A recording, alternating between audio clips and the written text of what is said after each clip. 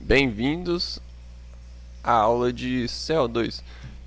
Eu vou falar tudo o que você precisa saber sobre CO2, né, e como ela interfere no cultivo indoor, né.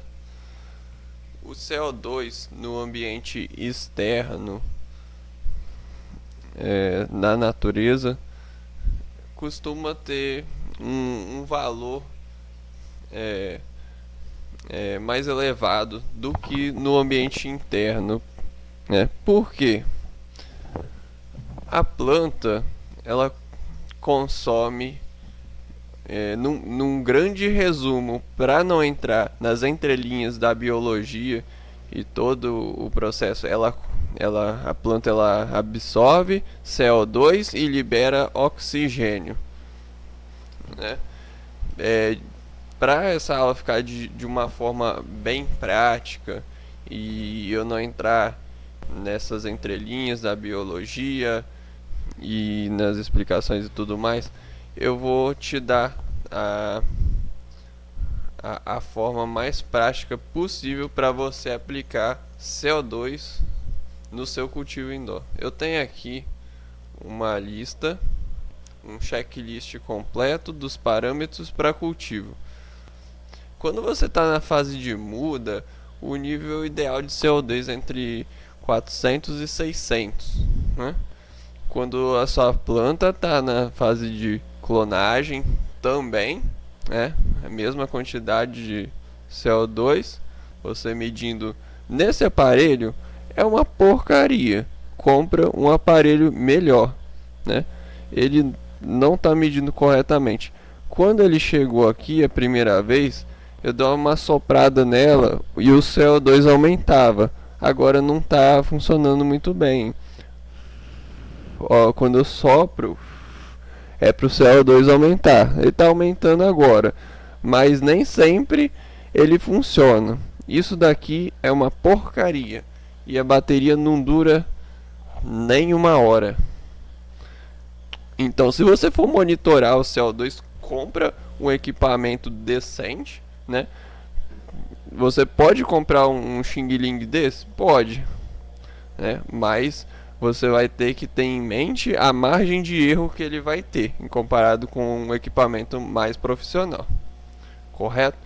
Na fase de clone, entre 400 e 600, quando você está na fase vegetativa, um nível de CO2 ideal entre 600 e 1200, corretamente, e na fase de flora, entre 1200 e 1500. Quando que eu preciso suplementar o CO2?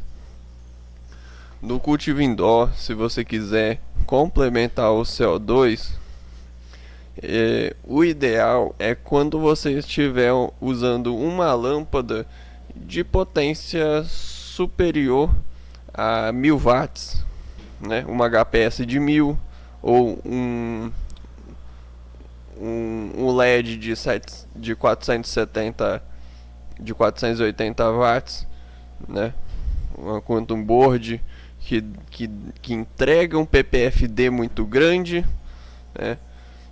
Quando você está usando uma lâmpada que entrega um ppfd muito grande, essa planta ela vai consumir mais CO2 porque ela vai produzir, vai fazer mais fotossíntese, e para fazer fotossíntese é todo aquele processo de absorve CO2, libera oxigênio e faz a glicose, a seiva para a planta. Mas vamos focar aqui no prático, né? Para você aplicar imediatamente. Se você estiver em fase de muda entre 400 e 600, se você estiver em clone 400 e 600, se você estiver na vega entre 800 e 1200, e se você estiver na fase de flora entre 1200 e 1500, este é um parâmetro ideal para você suplementar o CO2 no cultivo indoor, de forma prática, sem enrolação. Você vai ter sucesso nas suas colheitas utilizando essa checklist e todas essas dicas práticas que eu vou dar ao longo do tempo, ao longo desse curso, de forma sucinta, né, sem enrolação, sem entrar nas entrelinhas da biologia e sem explicar muito a história da cannabis. Mas, de forma breve, é isso.